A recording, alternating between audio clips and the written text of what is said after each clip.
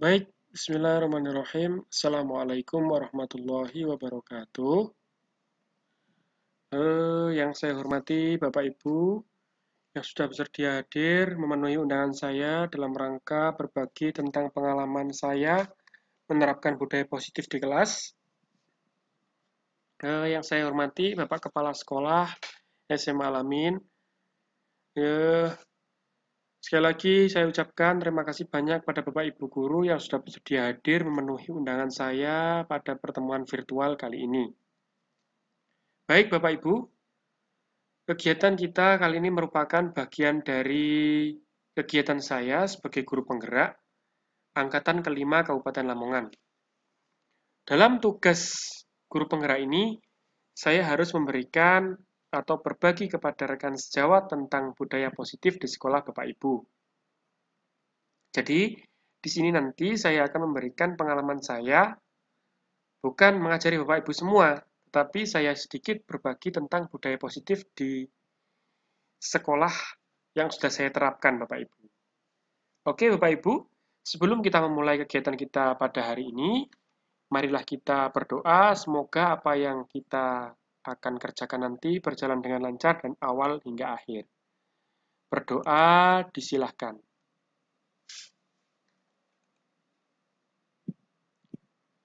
Berdoa selesai. Terima kasih Bapak Ibu. Baik, kegiatan kita pada sore hari ini yang pertama yaitu pembukaan selama 15 menit, kemudian dilanjutkan dengan presentasi konsep budaya positif selama 60 menit, tanya jawab 20 menit, kemudian terakhir yaitu refleksi dan penutup. Kemudian komitmen kegiatan kita pada siang hari ini di ruang virtual, yang pertama yaitu nyalakan kamera Bapak Ibu, matikan mic apabila tidak diperlukan, hadir seutuhnya di ruangan ini, kemudian hargai waktu bersama, maksimalkan kolom chat, buat catatan, klik raise hand di Zoom saat ingin bertanya, dan gangguan teknis adalah hal biasa dalam sesi daring. Baik Bapak Ibu semuanya, kita lanjutkan. Selamat datang para guru hebat, Bapak Ibu guru hebat semua. Mari belajar bersama, berkolaborasi, dan saling mendukung demi mewujudkan disiplin positif di sekolah kita tercinta. Mind map pada kegiatan kita sore hari ini Bapak Ibu, yang pertama ini adalah mind map. Yang pertama disiplin positif dan nilai-nilai kebajikan universal. Di situ ada terdapat teori kontrol dan disiplin dan nilai-nilai kebajikan.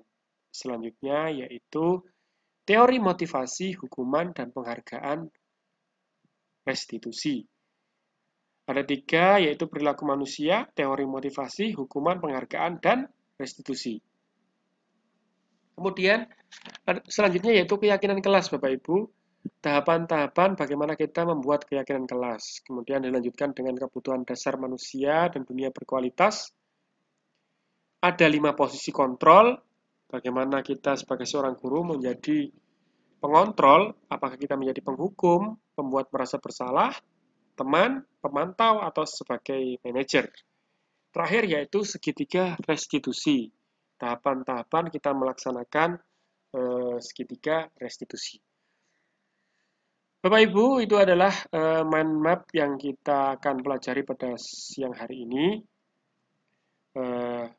Selanjutnya yaitu tentang langsung kepada materi yaitu disiplin positif. Nah, dalam budaya kita Bapak Ibu, ketika kita mendengar kata disiplin, apa yang terbayang di benak Bapak Ibu? Apa yang terlintas di pikiran Bapak Ibu? Kebanyakan orang akan menghubungkan kata disiplin dengan tata tertib, teratur, dan kepatuhan pada peraturan. Nah, kata disiplin ini juga sering dihubungkan dengan hukuman. Padahal itu sungguh berbeda Bapak Ibu, karena belajar tentang disiplin positif tidak harus dengan memberikan hukuman. Justru itu adalah salah satu alternatif terakhir dan kalau perlu tidak digunakan sama sekali. Nah, dalam budaya kita, makna kata disiplin dimaknai menjadi sesuatu yang dilakukan seseorang pada orang lain untuk mendapatkan kepatuhan.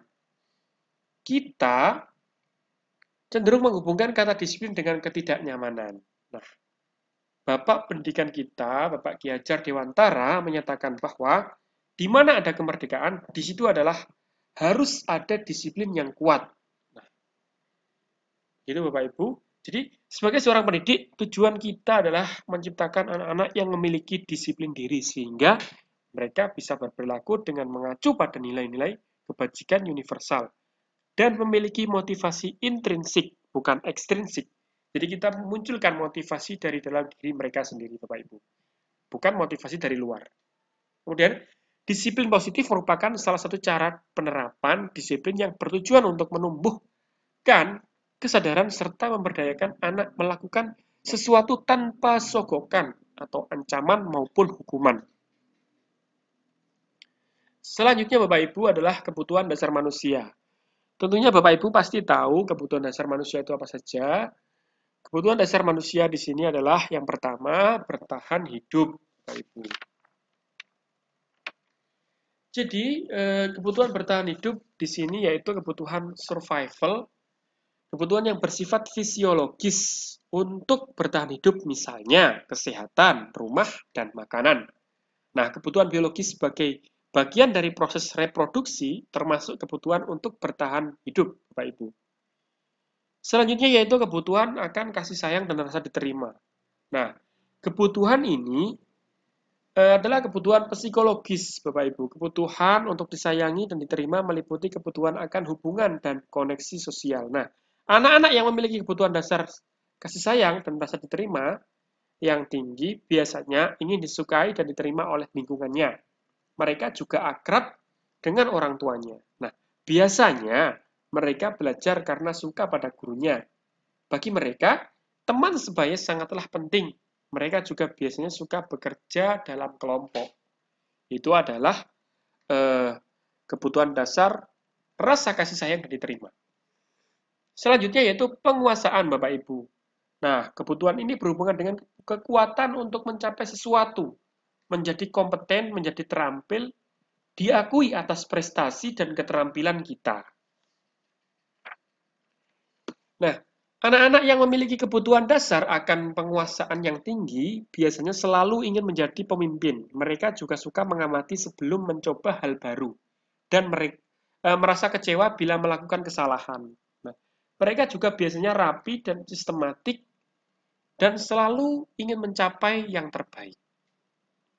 Selanjutnya yaitu kebebasan akan kebutuhan akan pilihan, yaitu kebebasan. Kebutuhan untuk bebas adalah kebutuhan akan kemandirian, memiliki pilihan dan mampu mengendalikan arah hidup seseorang.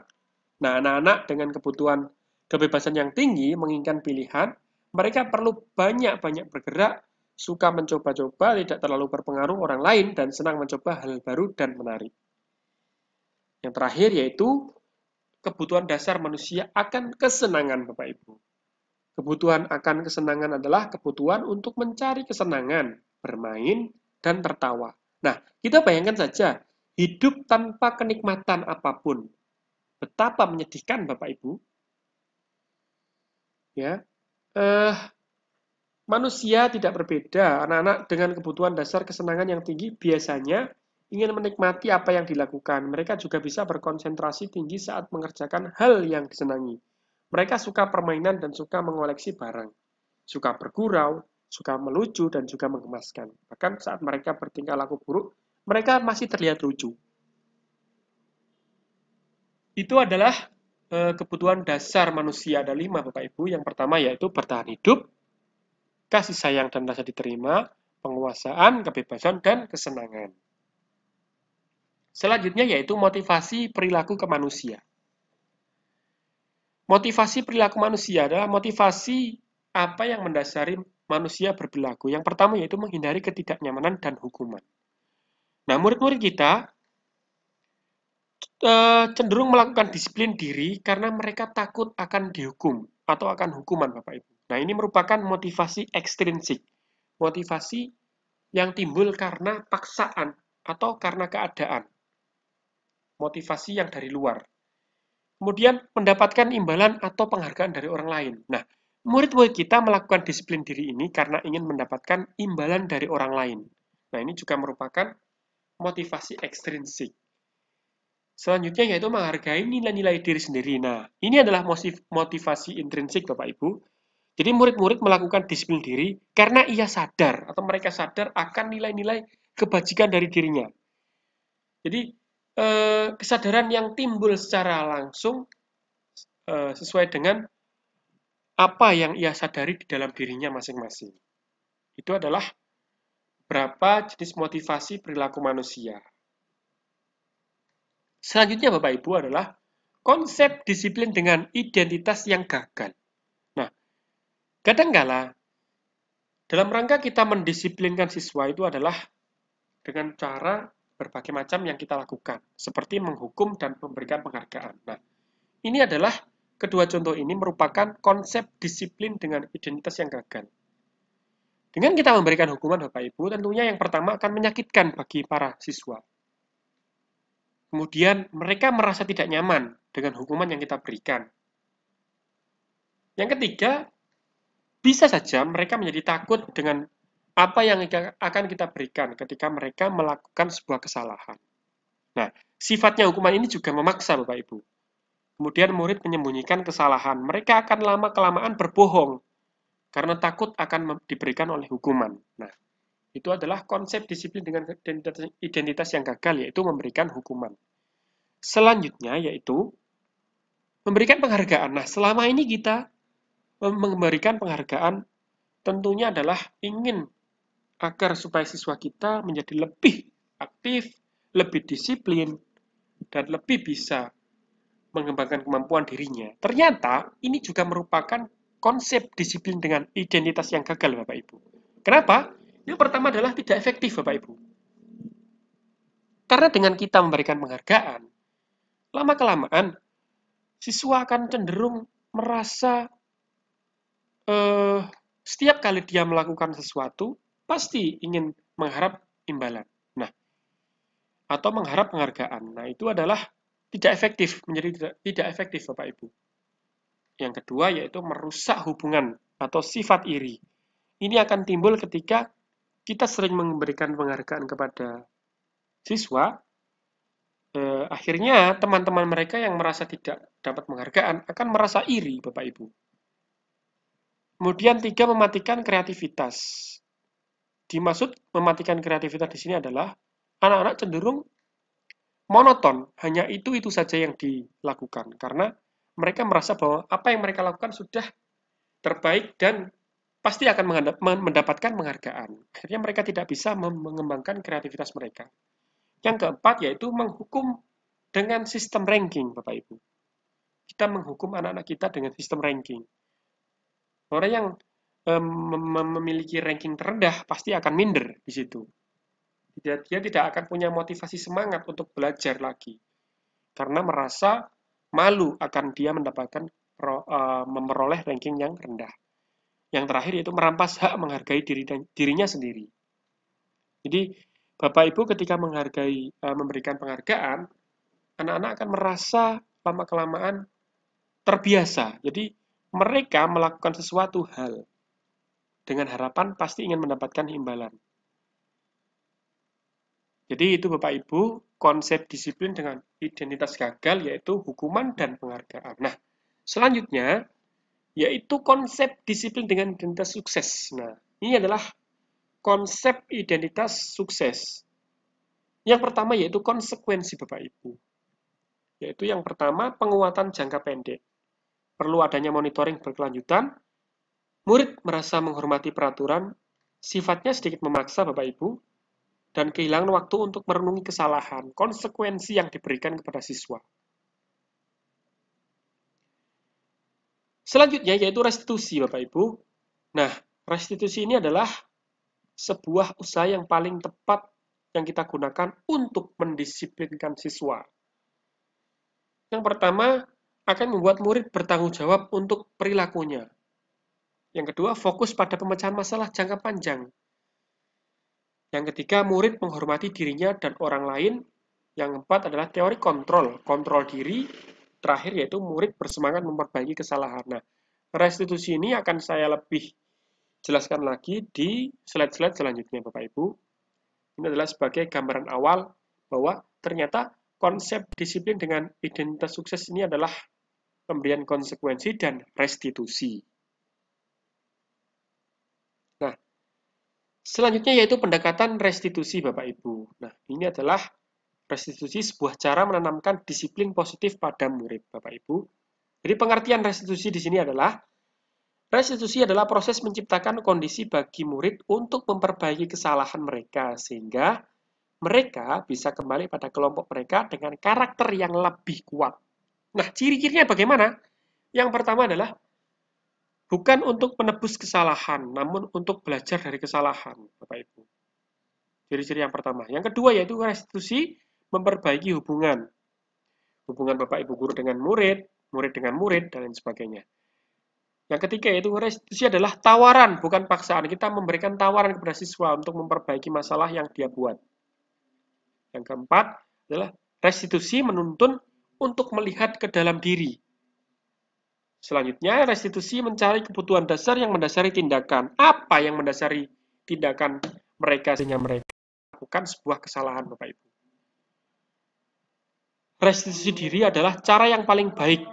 Kemudian, fokus pada karakter bukan tindakan, menguatkan dan fokus pada pencarian solusi, Bapak Ibu. Nah, kita lanjutkan Bapak Ibu. Ini adalah perbedaan. Jadi, perbedaan antara hukuman, konsekuensi, dan restitusi. Contoh kasus adalah siswa yang sering tidak mengerjakan PR. Nah, contoh hukuman yaitu guru menghukum siswa untuk hormat bendera di lapangan. Yang kedua, guru marah dan murid menjadi takut. Itu adalah contoh sebagai kita menjadi seorang penghukum. Kemudian konsekuensi. Nah, yang pertama, guru memberikan konsekuensi untuk mengerjakan saat jam istirahat atau mengerjakan 3 kali lebih banyak. Jadi siswa diberikan konsekuensi ketika dia melakukan pelanggaran. Bisa yang pertama yaitu ketika tidak mengerjakan PR, kita suruh untuk mengerjakan ketika jam istirahat atau mengerjakan 3 kali lebih banyak dari PR yang seharusnya dikerjakan. Nah, yang kedua yaitu guru tegas dan siswa menghormati peraturan. Nah, yang selanjutnya yaitu restitusi. Pertama, guru menanyakan keyakinan kelas dirinya untuk membantu siswa menyelesaikan masalahnya. Jadi kita memberikan stimulus pertanyaan bagaimana siswa tersebut bisa menyelesaikan sebuah permasalahan yang ia lakukan. Yang ia kerjakan. Nah, yang kedua ini adalah guru terbuka dan siswa menghormati dirinya dan orang lain. Jadi, ini adalah perbedaan Bapak Ibu antara hukuman, konsekuensi, dan restitusi. Nah, sebagai seorang guru, kita mempunyai 5 posisi kontrol restitusi, Bapak Ibu. Apa saja itu? Yang pertama yaitu penghukum. Yang kedua, pembuat rasa bersalah. Yang ketiga, teman.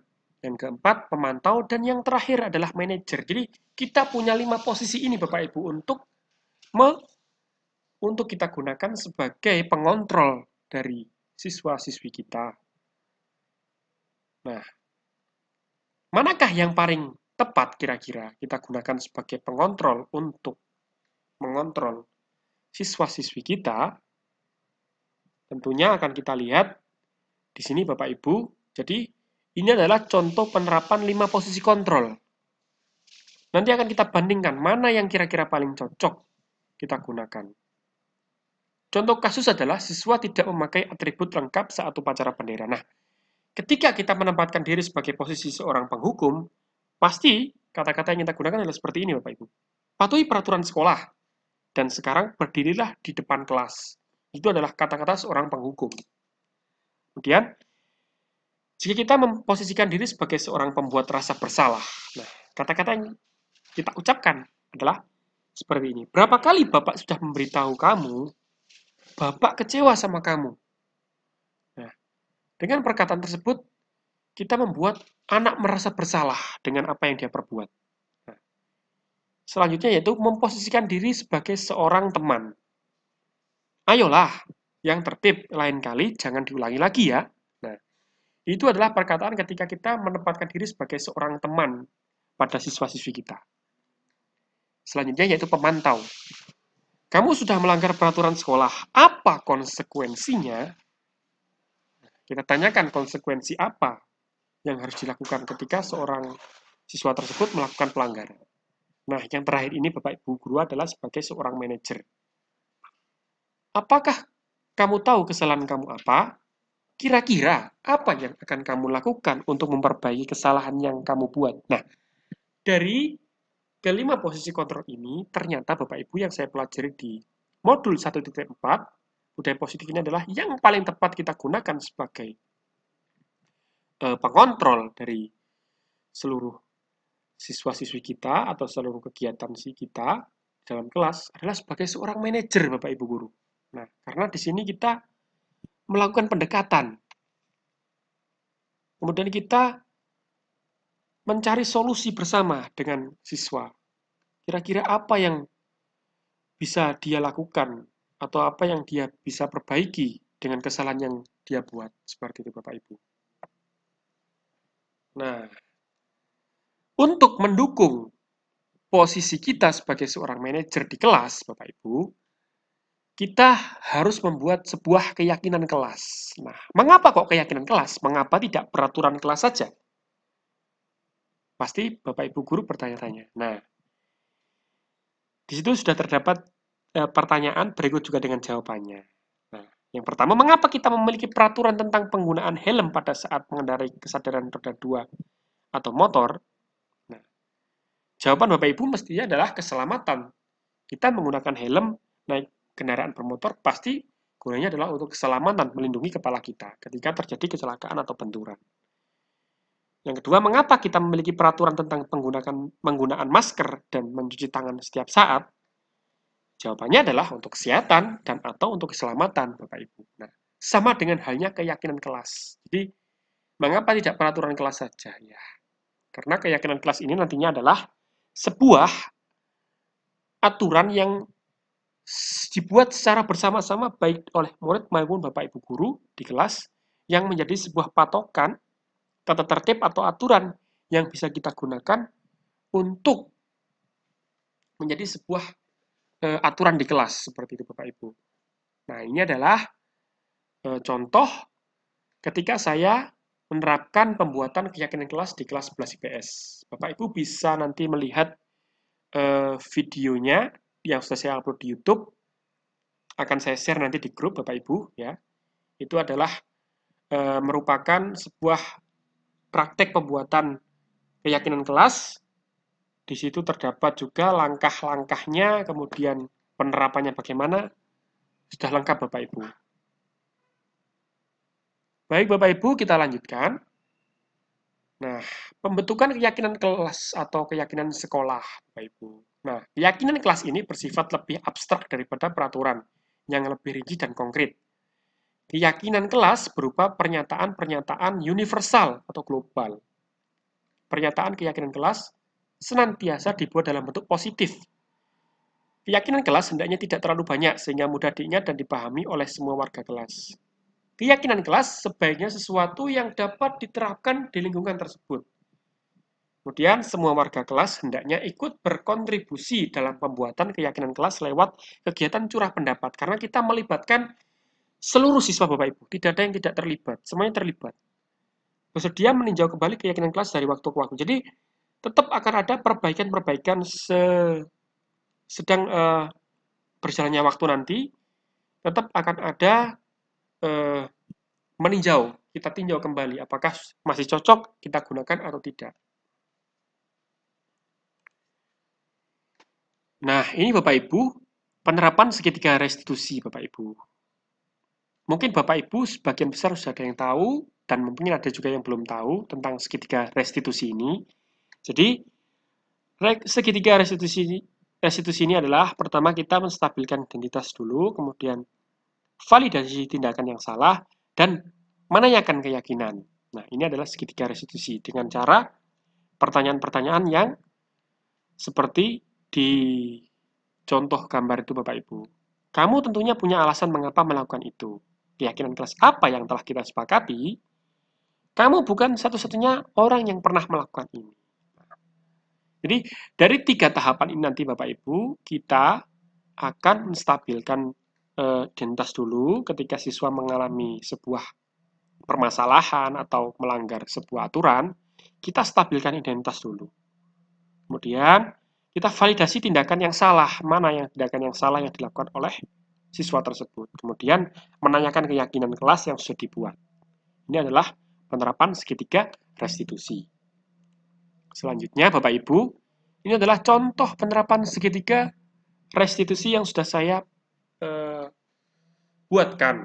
Nah, nanti akan saya share juga di grup. Ini sudah saya upload di YouTube, Bapak Ibu, tentang video penerapan segitiga restitusi ini. Contohnya adalah siswa yang selalu pulang sebelum KBM selesai, Bapak Ibu. Kasusnya, pada akhir kegiatan pembelajaran praktikum, guru mengumpulkan siswa untuk menutup pelajaran. Nah, pada saat itu, diketahui ternyata Happy tidak ada di ruangan praktikum. Padahal ketika sesi praktikum Happy masih ada. Guru yang mengajar praktikum pada saat itu, Pak Dewa, melapor ke guru piket. Atas laporan itu, guru piket menyampaikan kepada Pak Alfian sebagai wali kelas untuk menangani perilaku Happy yang pulang mendahului tanpa izin. Pak Alfian menanggapi Happy di ruang tamu, di ruang guru. Nah, di ruang guru ini Pak Alfian dan Happy berbicara mengenai permasalahan dan mencari solusi secara bersama. Nah, berikut itu adalah percakapan antara Pak Alfian dan Happy, Bapak Ibu. Akan kita lihat nanti penerapan segitiga restitusi dalam percakapan ini, Bapak Ibu. Yang pertama, Pak Alfian, Happy, Bapak sudah mendengar laporan dari guru piket. Apa benar yang kamu lakukan itu seperti yang dilaporkan oleh guru piket? Happy menjawab, benar Pak, tetapi bukan saya saja yang melakukan. Teman lain ada yang ikut bolos juga, Pak. Pak Alfian, oh begitu. Bapak tidak ingin mencari siapa yang salah, siapa yang ikut-ikutan, siapa yang memulai. Semua orang pasti pernah berbuat salah, dan semua orang pasti bisa memperbaikinya.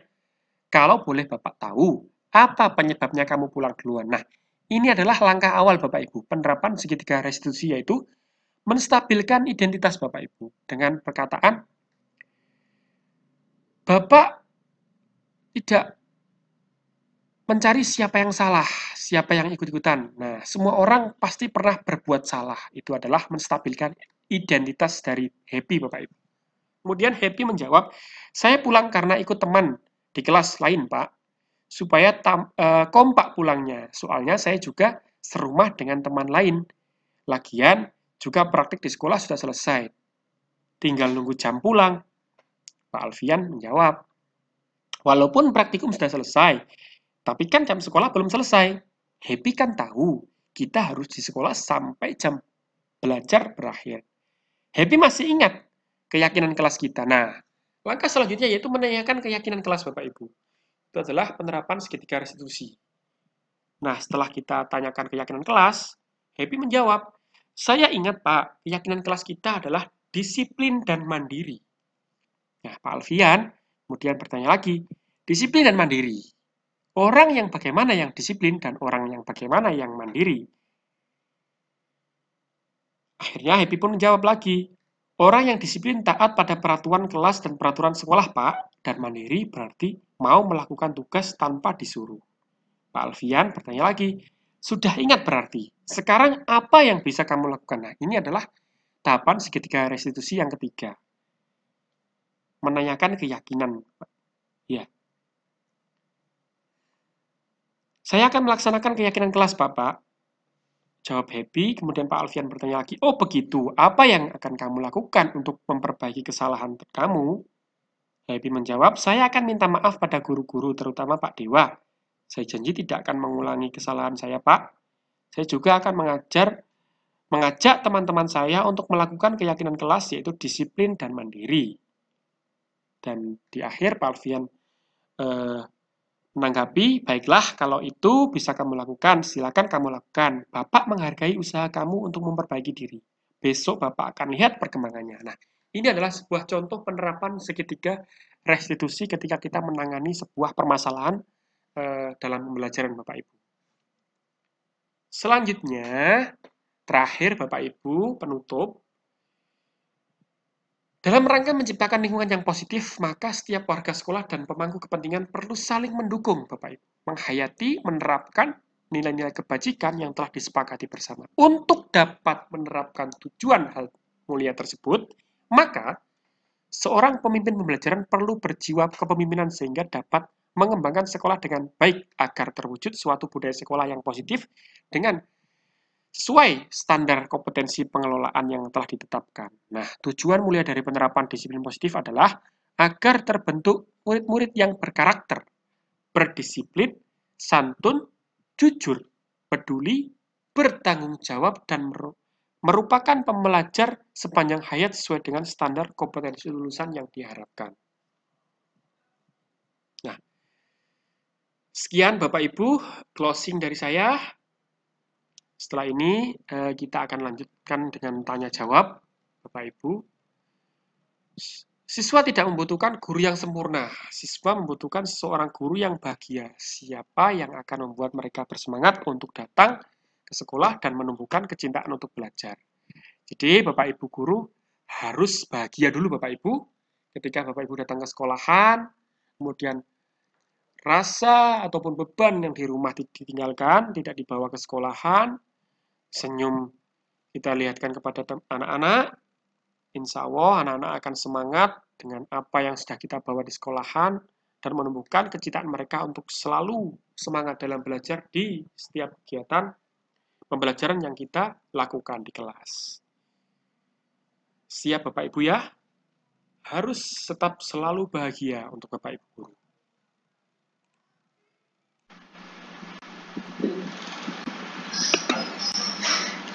Baik Bapak Ibu guru, ada yang mau bertanya? Silakan. Ya, saya tanya Pak. Oke, Pak Ikhwan. Ya.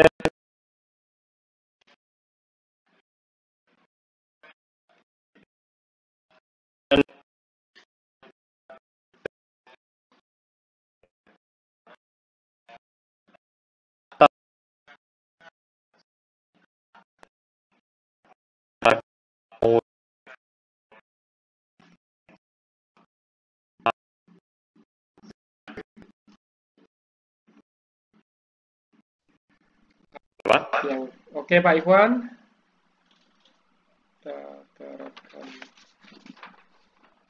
Halo Pak. Ya Pak. Bisa dengar saya Pak ya? Bisa Pak, bisa. Ya bisa ditanggapi Pak untuk Baik, Bapak Ibu, satu lagi pertanyaan sebelum saya jawab di pertanyaan dari Pak Ikhwan tadi. Pak Rohim ya? Ya, selamat siang. Selamat siang. Ya. Pertanyaan yang pertama dari Bapak Ikhwan langsung dijawab apa langsung ke pertanyaan kedua, Pak? Langsung saja pertanyaan kedua, Pak. Tidak apa-apa. Begitu ya, Pak. Oke. Saya mau menambahi terkait dengan dari pertanyaan Pak Ikhwan. Ya. Yang saya mau tanyakan, terkadang untuk mewujudkan lingkungan yang positif, rasa takut atau cemas, khawatir itu pasti ada pada diri kita sebagai seorang guru, ya.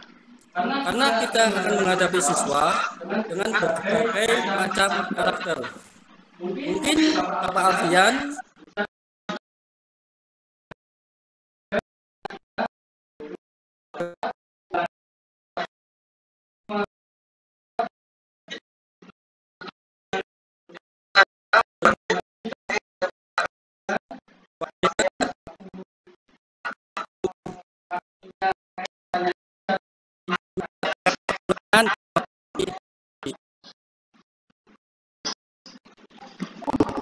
Baik, Pak Rohim, terima kasih atas pertanyaan diberikan.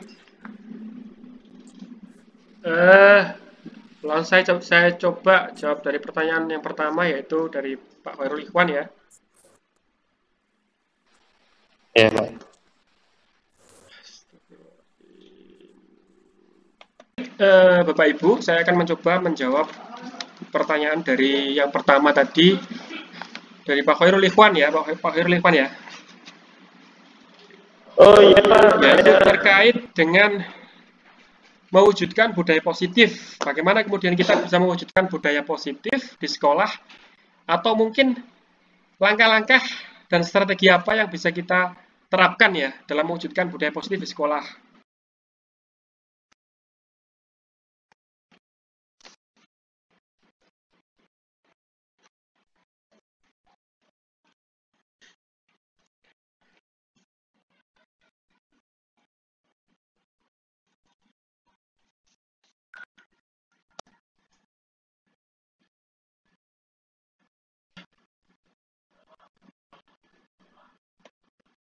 Pak, suaranya putus-putus Pak. Macet Pak Ikhwan. Ya, suaranya putus-putus Bapak. Kemungkinan jaringannya yang error.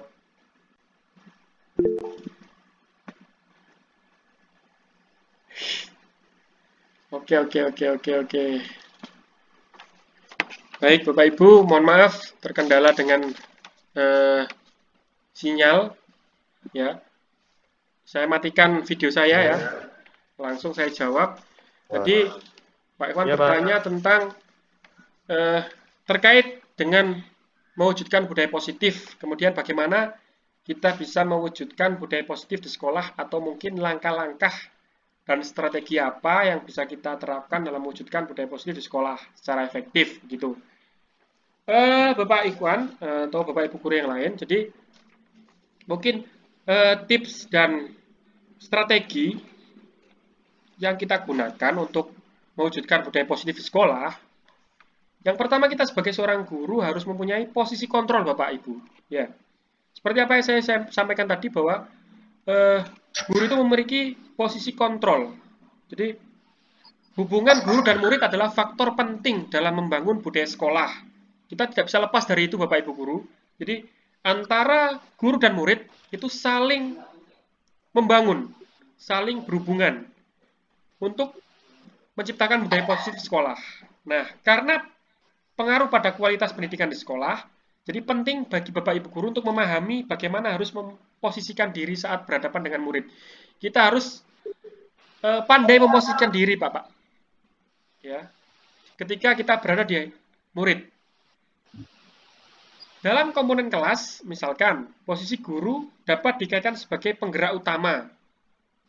Jadi kita harus sebagai pengontrol.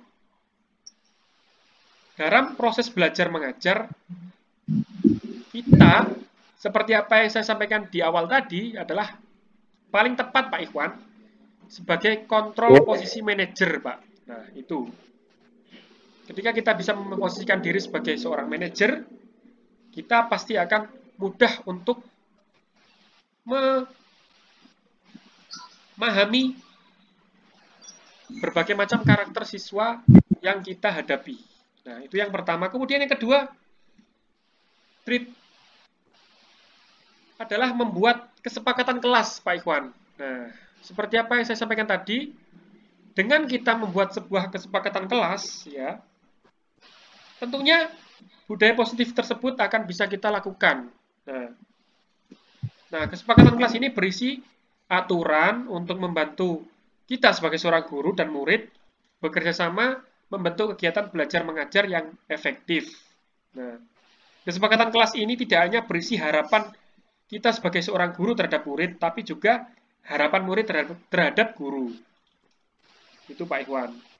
Biasanya kesepakatan kelas ini setelah kita buat, kita bisa tempelkan di dinding kelas, supaya menjadi pengingat untuk seluruh siswa kita ketika mereka melaksanakan kegiatan pembelajaran, bahwa di situ terdapat sebuah keyakinan kelas yang sudah kita sepakati bersama dan kita jadikan sebagai acuan untuk kita bisa menciptakan budaya positif di kelas kita. Yang terakhir Pak Ikhwan, yaitu menerapkan disiplin positif. Nah, jadi ada 3.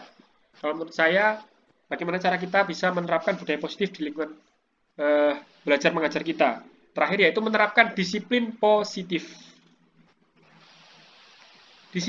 Disiplin positif di sini merujuk pada praktek mengajar dan melatih seseorang untuk mematuhi peraturan atau perilaku dalam jangka pendek dan jangka panjang.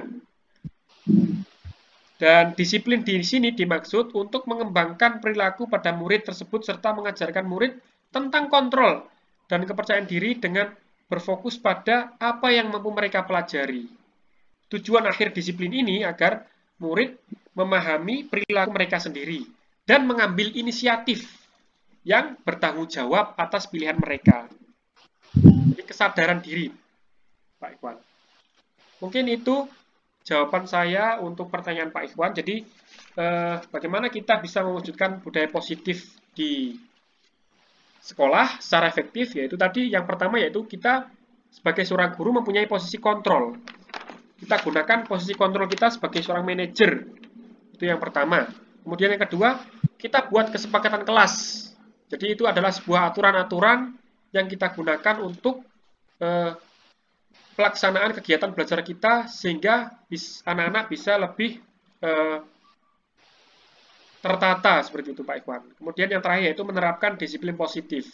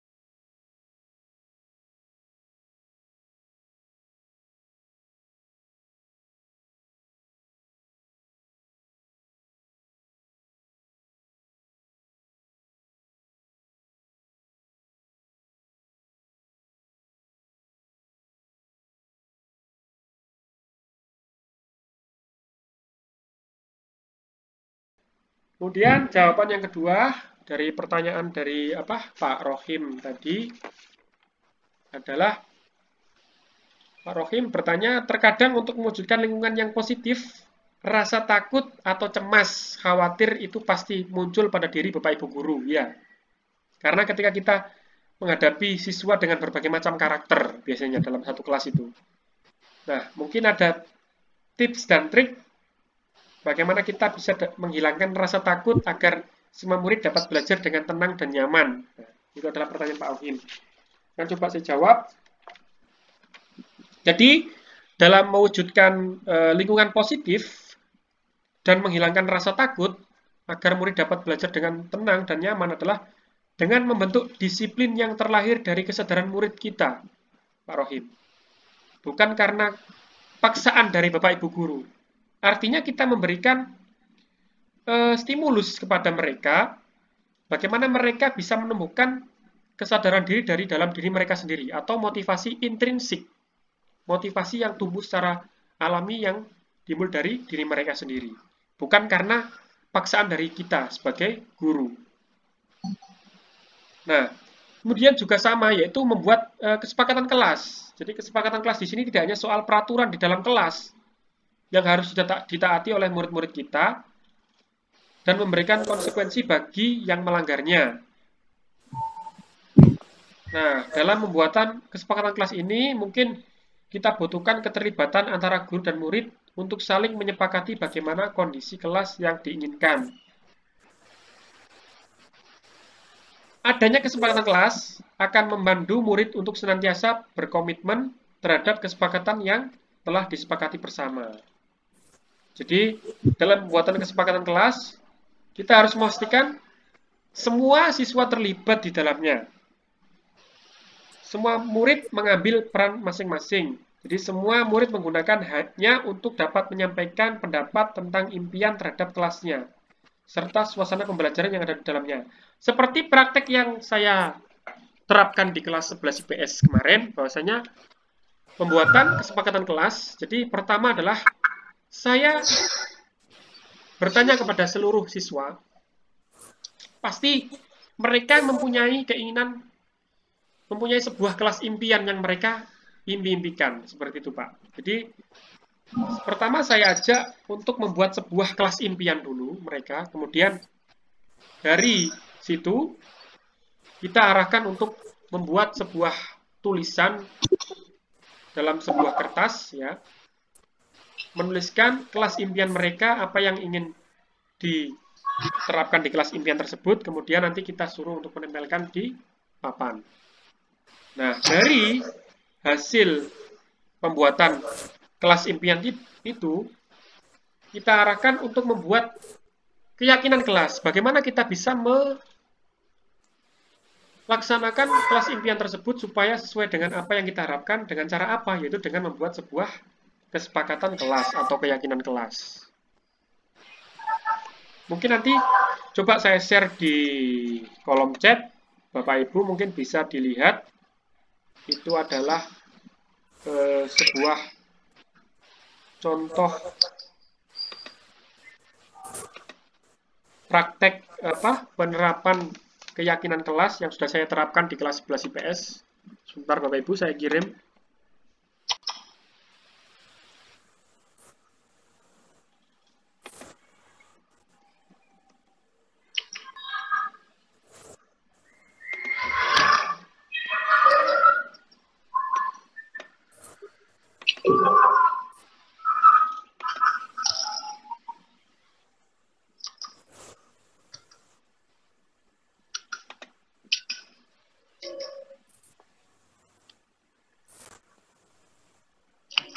Sebentar Bapak Ibu ya, saya kopikan dulu linknya. Nah, saya share. Nah, Bapak Ibu bisa dilihat di link chat, kolom chat itu adalah contoh saya melakukan penerapan praktek pembuatan keyakinan kelas di kelas 11 IPS. Pak Rohim ya, bisa dilihat ya. Kemudian saya juga, Bapak Ibu, demikian kegiatan kita pada siang hari ini tentang pengimbasan budaya positif yang sudah saya terapkan di sekolah. Terima kasih atas waktu dan kesempatan yang diberikan kepada saya. Mudah-mudahan apa yang saya sampaikan bisa bermanfaat untuk Bapak Ibu dan mungkin bisa juga diterapkan di kelas Bapak Ibu semuanya. Amin. Amin. Amin. Terima kasih atas waktu yang diberikan. Saya akhiri, Bapak Ibu. Assalamualaikum warahmatullahi wabarakatuh. Waalaikumsalam.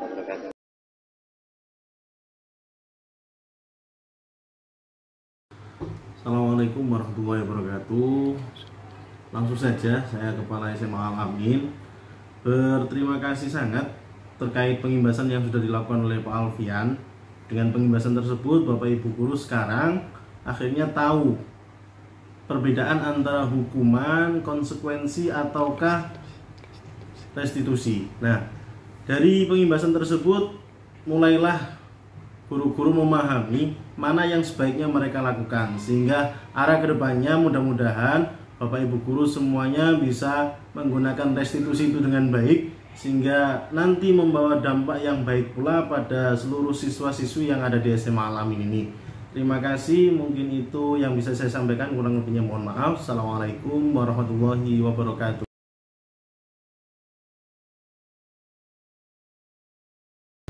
Assalamualaikum warahmatullahi wabarakatuh. Saya Khairul Ikhwan. Saya di sini sebagai Wakil Kepala Bidang Kesiswaan. Saya mengucapkan terima kasih kepada Pak Alfian karena setelah mendapat pengimbasan dari Pak Alfian, kami dapat mengerti ternyata memberi penghargaan kepada siswa yang selama ini saya terapkan itu adalah sebuah identitas yang gagal.